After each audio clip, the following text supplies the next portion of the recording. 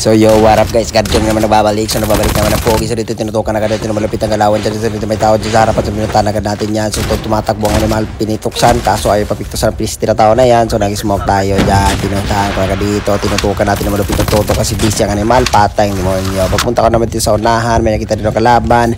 Ang ginawa natin dyan. Wait lang. Ulong ka muna pare. So tinitira-tira ko dyan. Minawulban ko kasi mamatay. So dito na nga ginamitan ako na malapit ang bobe. Pero hindi gagana sa akin. Dog matay. Tigbak ang animal. Okay, ganun lang guys. So dito may lumabas. Pumapalag din. Pisti ka. Naglot ka pa sa harapan ko. Bastos ang animal. Piniktosan agad natin yan. So ang sarap ko din. Naglot-lot tayo. So dito naman syempre nag-smoke na dito. So may nakita din ako dito sa kahoy. Nagpanggap na kahoy ang animal. Pinuntan na binantap. So pinatay ko na yan. Buwang ka. Pisti ka dong. Tatakas mga animal. Saan ka mapunta sa dito? Dalawa yung kalaban ko dito. Kumaga dalawa na lang sila dyan. Ang gagawin natin na panggap na yung bato na nagyayelo.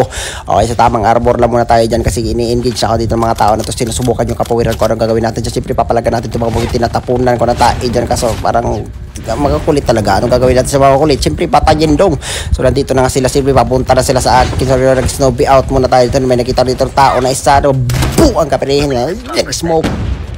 Kaya tayo ang animal. Ganun lang gawin sa kalabag guys. So last guy na lang siya ang gagawin natin sa last guy. Pag-tripan dong. Ganun lang naman guys. Pag last guy, pag-tripan nyo.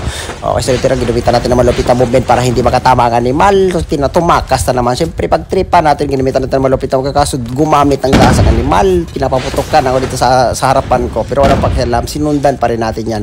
O ang bastos niya lang dito banda kasi naglot sa harapan kong yawa na tao na to. Siyempre in-execute ko na agad yan. Dahil lang cute-cute mo, binitawan ko muna. Binigyan natin ng chance. Tignan natin kung mananalo bang animal na to. Kaso parang hindi pumapalag ang yawa. Okay, ginawa natin dito. Siyempre, lumabas siya ng zone. Lumabas din ako ng zone. Pinabayaan ko. Pumasok muna ako. Kaso pagpunta ko dyan banda, siyempre, ginawa, tigbak ang animal. Okay, yun lang guys. Huwag nyo lang follow sa page natin guys. I love you everybody.